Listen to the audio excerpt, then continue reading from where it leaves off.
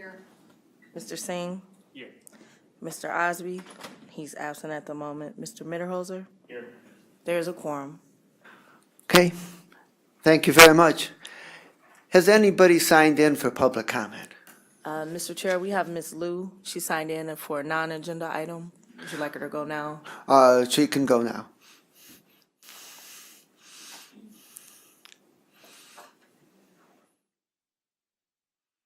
Hi, good afternoon. You can have a seat, Ms. Liu.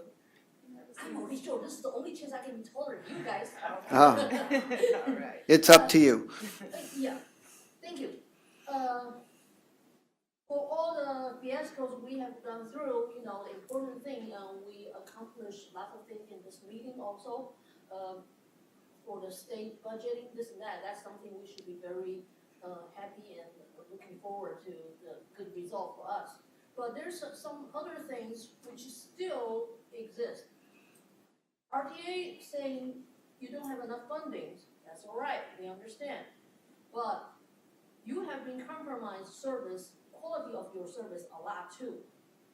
For example, RTA already started taking down lots of shelters in some of the areas. It doesn't matter if it's inside the city or suburb. Unfortunately, not everybody is qualified to use paratransit program, which you can have the service come to your door. So, for lots of elderly people, people temporarily having mobility issues and this and that, now, when they have to wait for their buses, doesn't matter where, they will have all the inconveniences. And actually, some of the areas could be a big health hazard, because we know that they have to make a safety studies.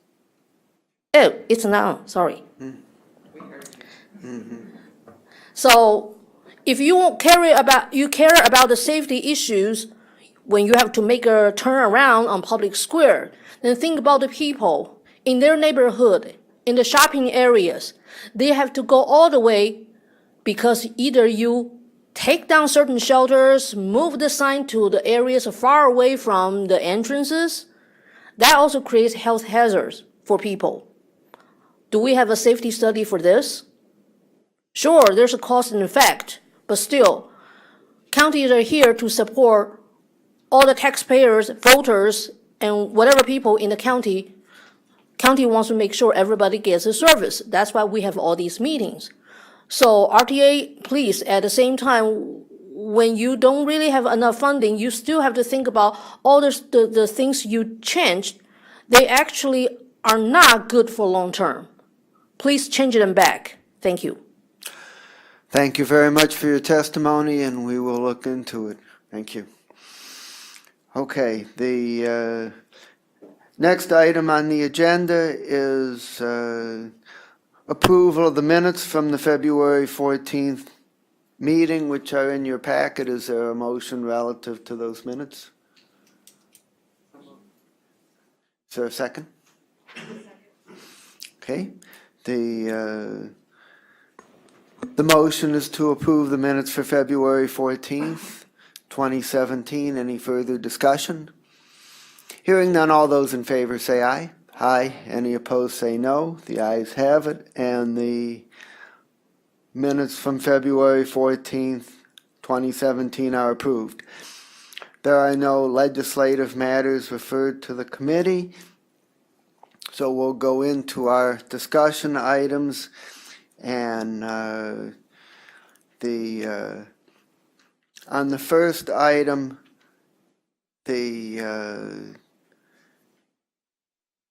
on the State Transportation Committee, on the State Transportation Bill, I'll share what I know, which is that the bill was passed out of the House and was sent to the Senate, and that they, as I understand it, they did approve the language that was in the as-introduced version, which increased the allocation of federal flex funding for public transportation over what it had been previously. However, amendments that were offered on the floor to further increase that amount were not approved. And so if we want to work further on that issue, we need to work with our state senators. And I also received some input from one of my Republican state legislative members that the Republicans did not know in advance about the amendments on public transit that the Democrats were offering in the House, and that was not a good thing. And so if we work further on this issue in the Senate, we should make sure that people from both political parties are working together on whatever is attempted. Otherwise, I don't think anything's going to happen. So that's as much as I know about the state transportation bill. If anybody can add to that, please do so. Yeah. Mr. Chair, I had been able to go down to Columbus to testify at the House Finance Committee, full committee, where our coalition, Ohio for Transportation Equity, was certainly heard. I think comments afterwards from Chair Smith indicated that he's from Southeast Ohio on the river.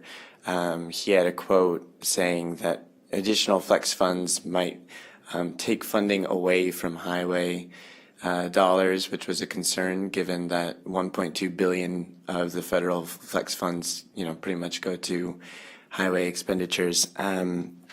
Right now, we have also met with Senator Gail Manning, the Senate Majority Whip, who's indicated that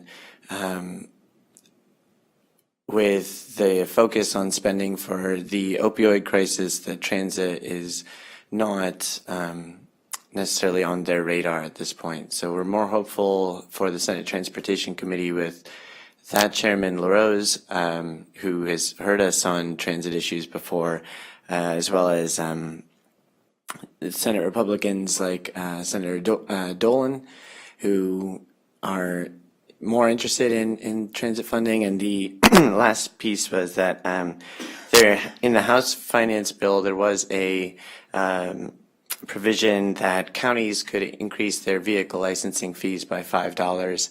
We are asking the House as well as the Senate to include language that would include public transportation as it's an optional county licensing fee that counties could levy.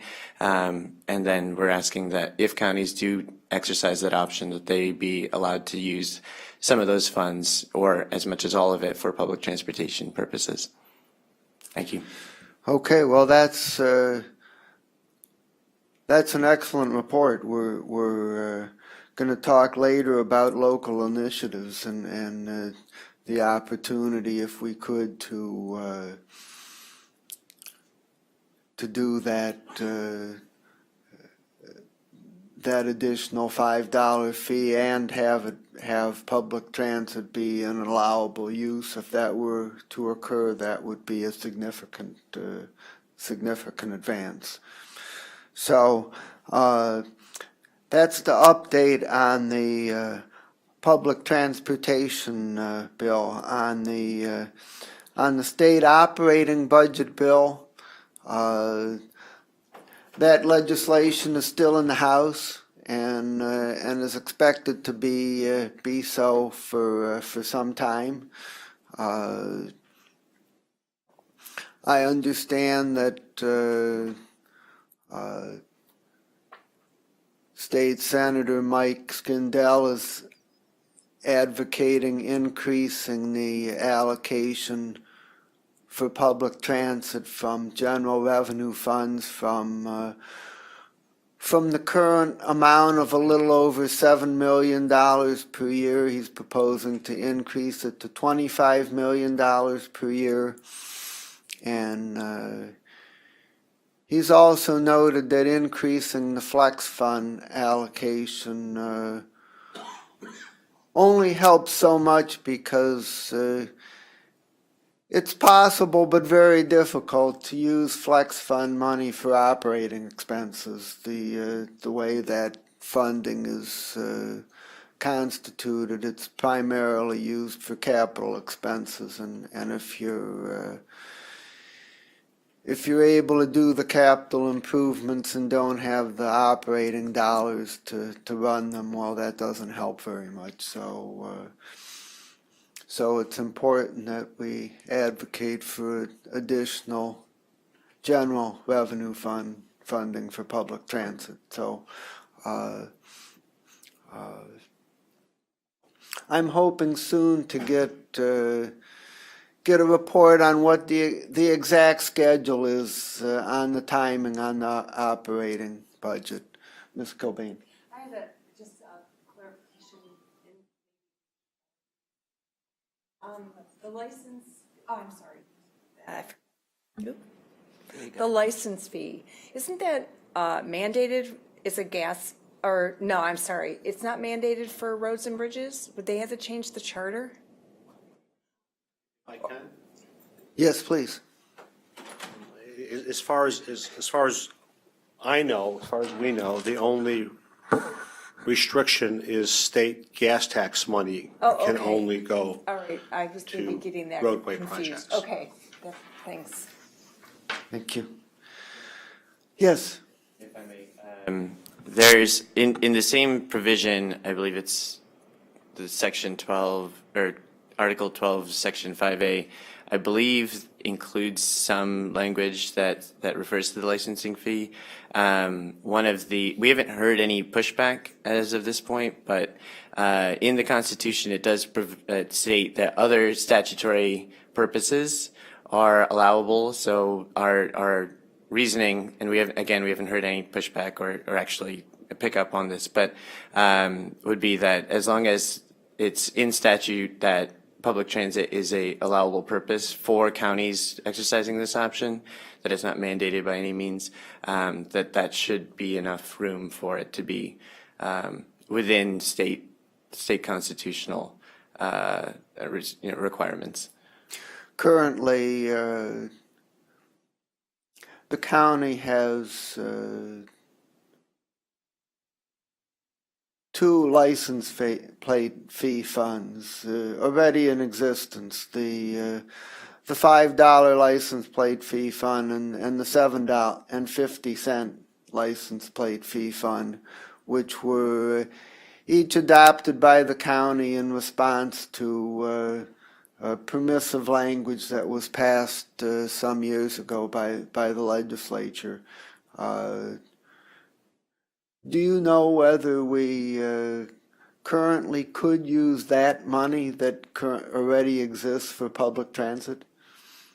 Mr. Chair, I believe that it would need, again, to have a statutory provision that made it allowable. And that could be, I don't know if such language in this upcoming bill, if the Senate were to approve language, that could be applied not only for the future increases, but if that could be applied retroactively to any county collections of licensing, vehicle licensing fees. Question to the law department. And you may be able to answer this immediately, or you may have to do research on it. But as to those two license fee funds, could we use them for public transit under exercise of charter home rule authority, or is that outside of what's within the home rule power of the charter? So if they're the same road and bridge funds that I'm thinking of, which I think is what we're talking about. So if we're talking about the same thing, currently that's they're collected through the licenses, those fees, and then they can only be used for road and bridges per ORC and the Constitution. Potentially, if I'm not as familiar with the new legislation that's, I guess, being proposed, or maybe it's not even proposed yet, or is being talked about, then maybe there may be some wiggle room. Potentially, there's still some constitutional issues that have to be looked at, but I'm sure the folks at the legislative services and whatnot are looking at that, if that's a use that, and maybe you can expound on that a little more, whatever the legislative bodies are looking at down in Columbus. But the current one, it would be difficult to use it for anything outside of road and bridges, so. Okay, yes. I'm sorry, the Department of Public Works uses that as their funding source for county roads, and then they use a match from the communities that also impose a $5 license. They have, communities have an option to do a $5 license fee, which they use as their local match toward county projects in their jurisdiction. Okay, So- well, it certainly needs to be kept on the radar screen as an option. Anything else about the state operating bill? Okay, well, that's going to continue to work its way through the House. Next item is Public Square. I understand there's been a resolution on this subject. I would ask if Mr. Feliciano could give us an update as to what happened yesterday, why it happened, and how it's going, and maybe this is the last time we're going to need to discuss this subject. Thank you, Mr. Chair. Yesterday, as you know, we resumed service again in Public Square through Superior. We are currently working to address all of the safety and terrorism concerns put forth by the city. And while that is ongoing, especially to mitigate the safety concerns, we have our transit police officers out there more than the time that was originally asked for of us. So to make sure that the riders, as well as those who are walking through the square, become familiar with the new traffic pattern and ensure that all the safety concerns of the city are being addressed. Now, what is currently out there as far as the configuration with regards to the terrorism and safety concerns is a temporary solution. And, through this process, we'll be continuing to work with the city and work to improve it. And is the health line one of the lines that's now going through Public Square?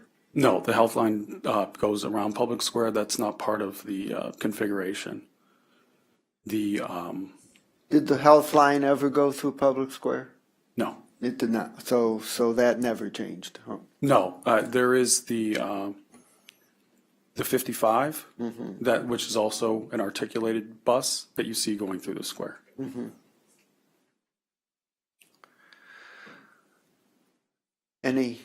Any comments? Yes, Ms. Conwell. Through the chair to Mr. Feliciano. It's the first time that I've heard of the term terrorist used. I've heard of the safety concerns. So is that coming from the city of Cleveland or what? It's the first time that I've heard of that we were concerned about terrorists. Yes, that was one of their ongoing concerns with the square, with opening it up.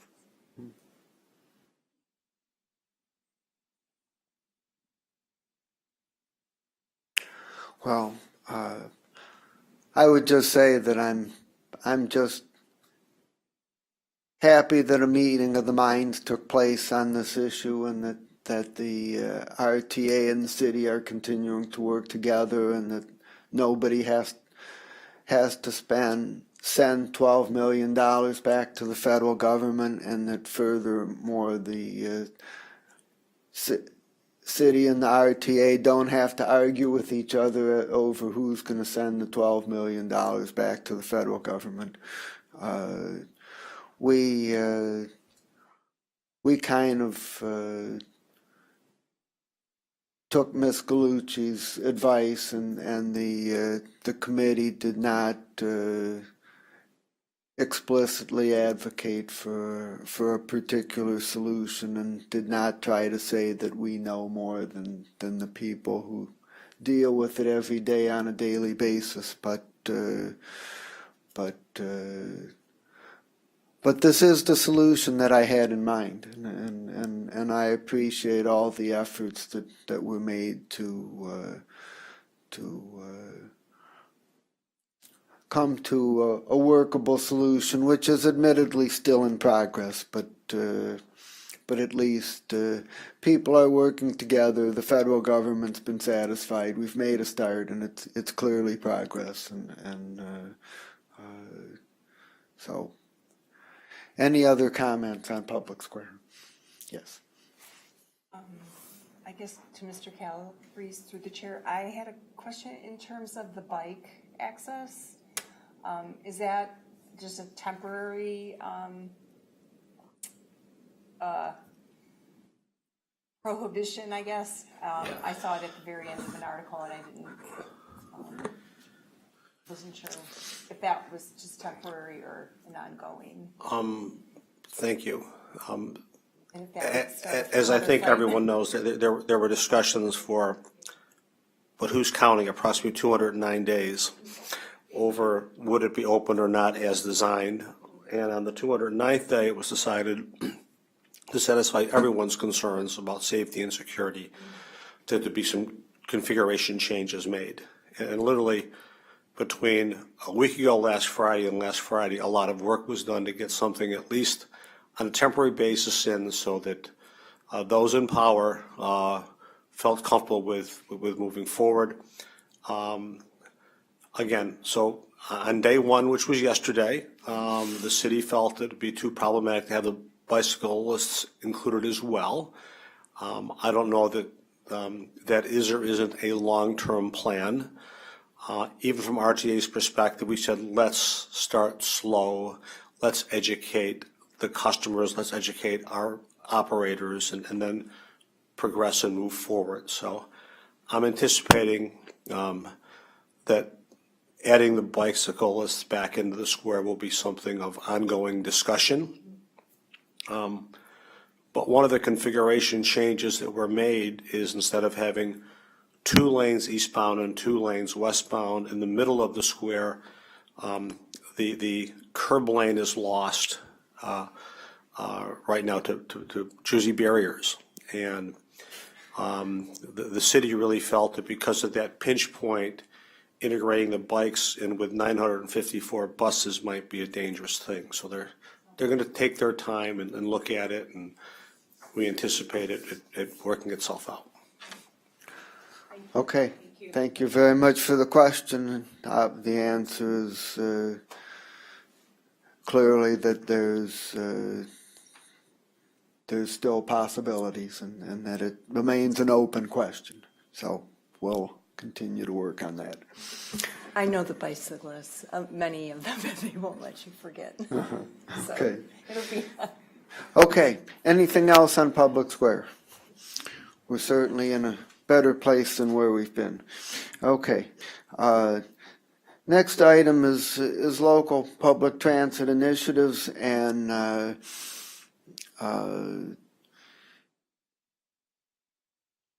up until now, we've been focusing a lot of our attention on the state legislature, but we now kind of know what's going on there. We put in our input about these issues, and it's working its way through the process, and so this committee also very much needs to focus on what we can do locally as well. And in terms of local action, I outlined three broad areas.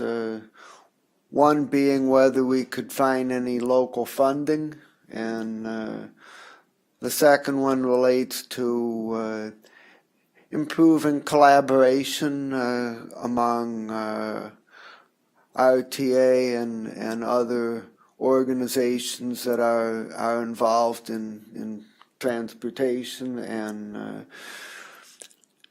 and third, whether there's efficiencies that could be achieved to allow more service to be provided for the same dollars or less. So those are three broad areas, and one thing I would put out there to start the discussion is just to share that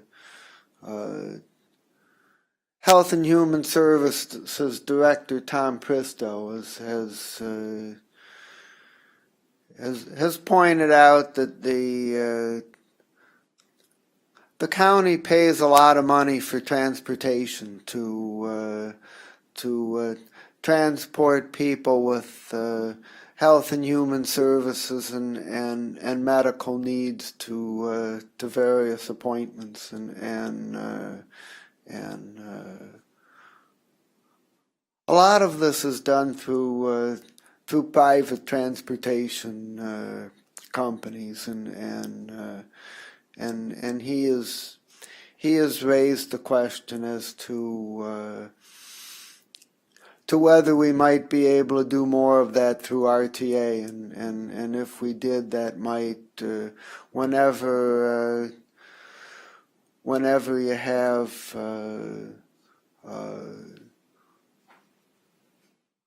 a larger funding base for no increase in the basic infrastructure, it creates some funding efficiencies which can be beneficial. So that's certainly one possibility that's out there, and I just wanted to kind of throw the floor open to discussion and see whether people know of other suggestions or possibilities that we should look into and try to get more information about. Yes. Mr. Chair, this is something that I believe a lot of the folks coming to the next meeting of this subcommittee will actually be speaking on. We've been working with partners at Disability Rights Ohio and Services for Independent Living statewide and locally, and they're very interested in getting engaged in the Medicaid modernization process that's kind of beginning, as well as working with the Office of Healthcare Transformation, and are really looking forward to being able to work both here and in rural counties to be able to get improvement for a lot of the providers are really small private providers, not necessarily reliable, and a lot of times we've been hearing stories of people stranded at their healthcare service provider because the transportation isn't adequate. I would really encourage, if possible, for Mr. Pristo to be able to make it to the next committee meeting, for him to be able to hear from our folks from disabilities communities on their experiences with this, and hopefully where we could be finding efficiencies both here in Cuyahoga County and using that as a model for looking forward on this statewide, because it's a major issue. Okay, thank you. We will certainly request that Director Pristow, or if he's not available, a high-ranking staff person from his department. We will try to get them to attend the meeting. Okay. Any yes, Mr. Chair, just to reply to Mr. Singe, today we had in HR, we had the Western Reserve area on aging, and me and the communications director spoke afterwards in regards to that similar topic, and because I was throwing out some ideas with her, and so I would like to also include her, which I think seniors are a priority for us to make sure that they're getting transportation. But we were talking about that exact same point, is that some of the seniors are taken to one of their healthcare visits or wherever they're taken to, but they're not picked up. And it's, from her point of view, it wasn't necessarily the transportation provider, it was how it was inputted in the system. So, because they have this problem all the time where whoever's inputting it in the system, it's instead of it's for one ride, one way, and it's not put in initially as a full ride. And so then when that senior is left, they're trying to call the scheduler, and it's too late at that point, because so you have to get it right basically the first time. So I would just interject that that's probably not good across the spectrum. And then we have to, I'm always one to think outside the box and willing to change things, and I think that would be great, if the county some kind of way could really help RTA. But then we also have to look on the other side of the spectrum, how many individuals that have built their businesses, so to speak, on this kind of transportation. And so I'm always that kind of person. Yes, we can throw out great ideas, but make sure when we're really talking about those ideas that we're looking at everything, every impact from all points of view that it could create.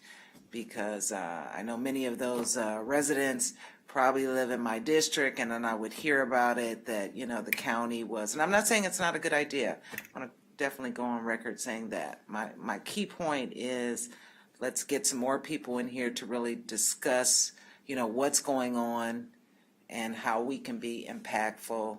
And if we did take all of our RTA funding, what would that do to the private providers that are currently doing it? And Ms. Conwell, who are you suggesting that we invite to the next meeting? Well, she was the communications director.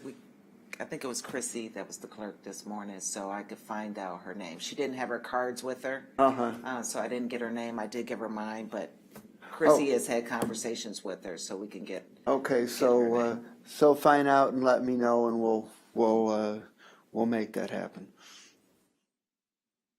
Mr. Chair, Yes. might the committee be able to get, before the next meeting, the budget from the Human Service Director on the amount of money that's spent for transit or transportation? Mm-hmm. I think we can.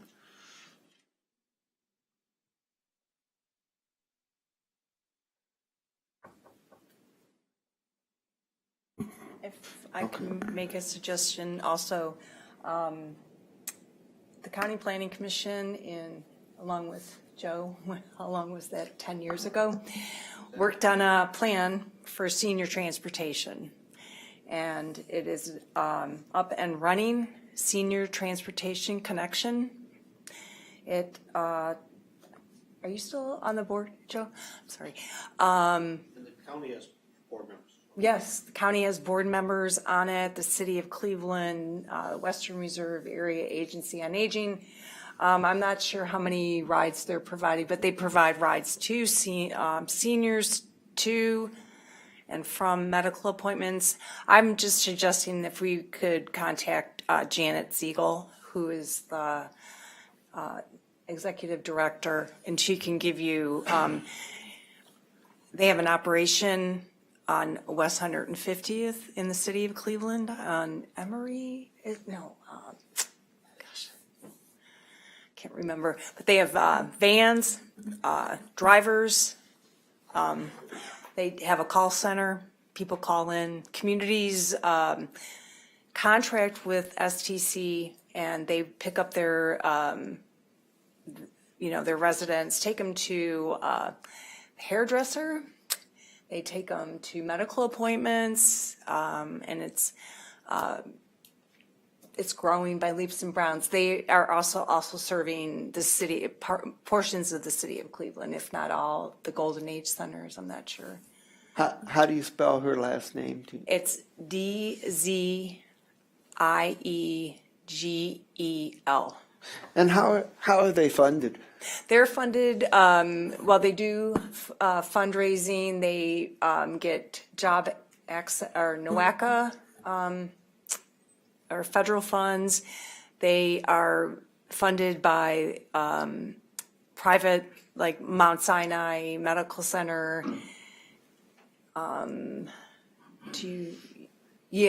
Joe should address that. He's on the board. He would know more. Okay, Director Calabrese can enlighten us. Thank you. Yes.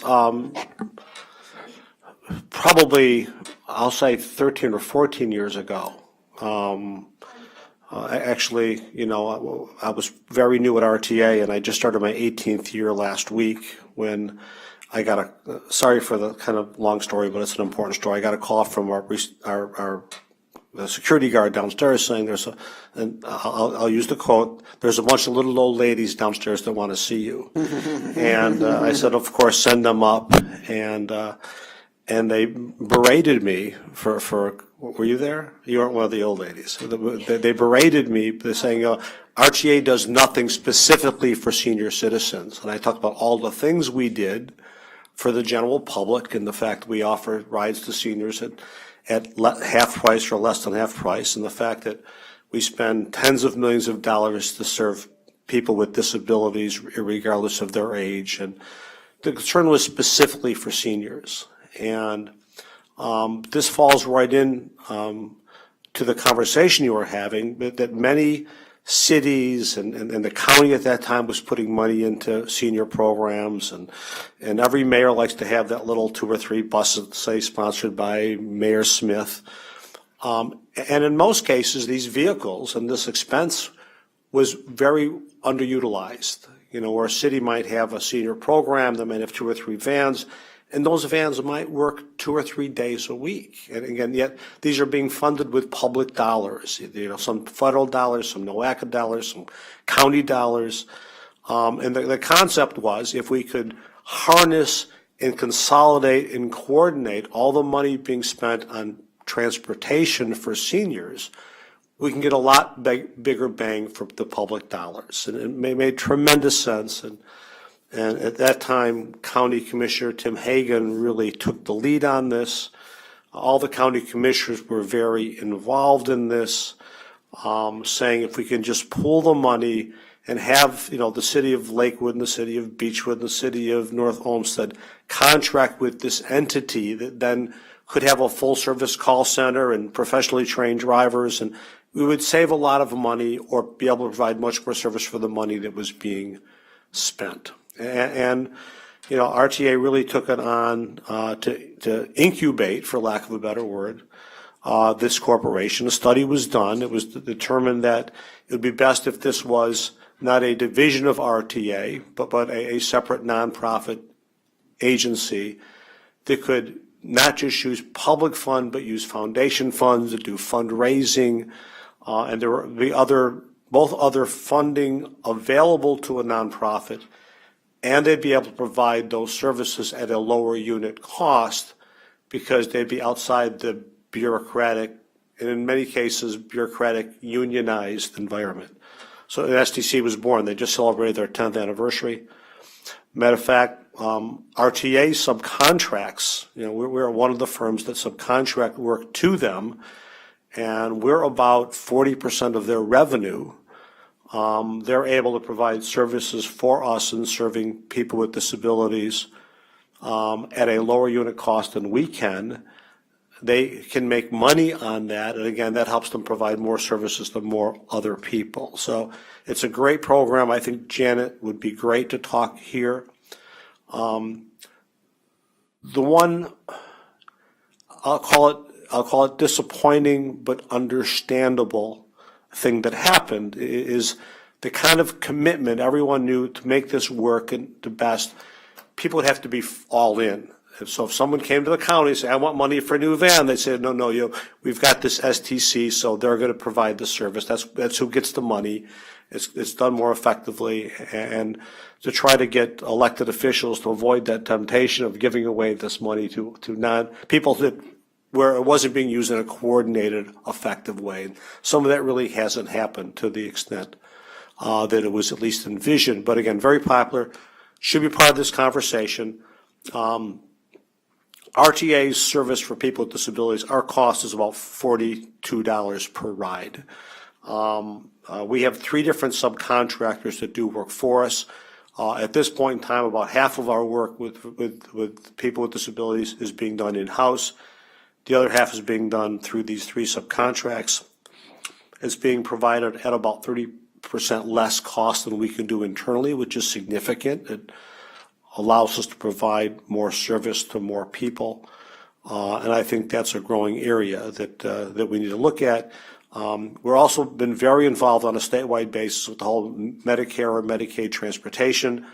ODOT has been trying, at least through the last 3 governors, to hold meetings in Columbus to how do we coordinate this service so that, it's not the onesie twosies. But again, on a typical day like today, an average hour an RTA bus is on the street, we're serving 35 customers. An average hour a train is on the tracks, we're serving 72 customers. But an average hour a paratransit vehicle is on the road, we're serving 1.2 customers. So you just cannot do it efficiently and effectively because it's onesie twosies. Again, you try not to have people wait on vehicles. You can't say when 3 other people call from your complex, we'll pick you up. So it really is. It's all more like a taxi service. Like a little background, I think Janet. Sorry for the history, but I think Janet would be a great addition to this. And certainly in talking with the county, how do we pull the money in and get the vehicles we're buying and the people we're training, busy 8 or 9 hours a day or more to get the biggest bang for our public dollar. Mr. Director, who are the other 2 subcontractors? Provider Ride is one of our private contractors, and do you remember Lakefront Lines? We like the county would. We do an RFP. We have responses in from responsible vendors, and they need to provide response time and insurance certificates and proper training, and we do oversight. We need to do a lot of oversight and drug alcohol testing. So we need to follow the federal guidelines in terms of how we administer the program and pretty much our internal and federal and state guidelines on how we procure the services. And if you're saving 30% per unit, why are you only subcontracting half of it? I made a deal with the union that we have 80 vehicles. RTA owns and operates 80 vehicles, and the deal I made with them about 15 years ago was we maintain those 80 vehicles, but any service over and above that we would do through subcontracts. Okay. So we're maintaining a base. Again, it's something that I don't know that you want to give up total control over. You want to have some control over, but every year, it started out 90% in-house and 10% through subcontracts. And just last year, the first time it hit 50-50. So that's the portion. As the program keeps growing, this year and into the future, where RTA internal forces will be providing a minority, not a majority of the services. Well, I'd like to thank Ms. Cobain for getting us off on a very important history and background lesson that's very useful. So thank you for that. Any other comments or suggestions about local initiatives? Mr. Chair, I just had one follow-up question with regards to the paratransit and senior mobility programs. If there's, for Mr. Calabrese, is there any law that requires, that limits RTA services at the county lines, or is it based on if a community can have the money to pay for it, that service can be provided. So, for example, if a Geauga County community actually had the money to pay for service, would that be Yeah, something? there was, as far as I know, I do know, there are no restrictions. If we provided service into a county and they didn't want us to be in that county, then there's a process where they would ask us, they would notify us. But again, if we're invited in, there's no restriction as to where we could go. Okay, anything else? Okay, well, I'd like to move on and give people a preview of the next 3 meetings. At each of the next 3 meetings, we have special presentations that are kind of going to be the focus of those meetings. First, on March 23rd, Mr. Singh is working on bringing in a delegation of people from the disabled community to talk about transportation as it relates to the disabled population. And along with that, as we discussed today, we're going to try to bring in a couple of other representatives from the Health and Human Services and the senior transportation community and make that into a little wider discussion. So that's kind of going to be the focus of our meeting on the March 23rd. That's a little over 2 weeks from now. The next meeting after that is on April 6th, and on that day, the Transit Center, which is a national public transit organization, is planning to come to Cleveland and include our meeting as part of what they do during their visit, and I hope that we're going to learn some things about this question of what we can do locally to advance public transit. And on April 27th, I've invited State Representative Dave Greenspan, and by that time the transportation bill should be completed, and the operating budget bill will be much farther along, and so we can get an update on where the state level initiatives lie. Representative Greenspan did say that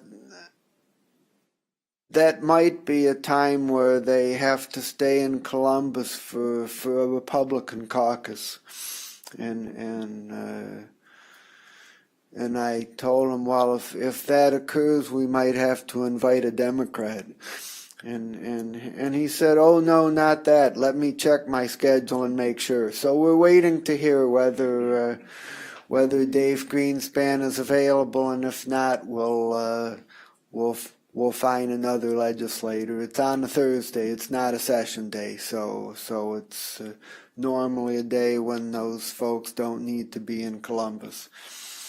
So that's the focus of the next 3 meetings, and I don't know when this will occur, but I'm also going to work with Mr. Mitterholzer and around bringing Carol Caruso to present at one of our upcoming meetings. She is the lady who previously served as the external affairs coordinator for the Greater Cleveland Partnership and did a lot of other things, a very capable person. And she's now working on an initiative around working with the chambers of commerce of the major urban centers in Ohio to develop a statewide initiative around getting business community support around developing a dedicated funding source for public transit. This is a long-term project, but a very important one, and so hopefully we can get an update and see what we can do to help with that very important initiative. So that's the roadmap. Pretty soon I'll start sending around feelers around dates for May. So, but we have our dates for March and April scheduled. So, any comments or questions about the schedule? Okay, hearing none. Any miscellaneous business that anyone would like to bring forward? Mr. Chair? Yes. I was in Washington DC last week, and just an issue we may want to put on our radar is that as the federal budget is released in the next few months, it is most likely that the FTA will be severely impacted by budget cuts.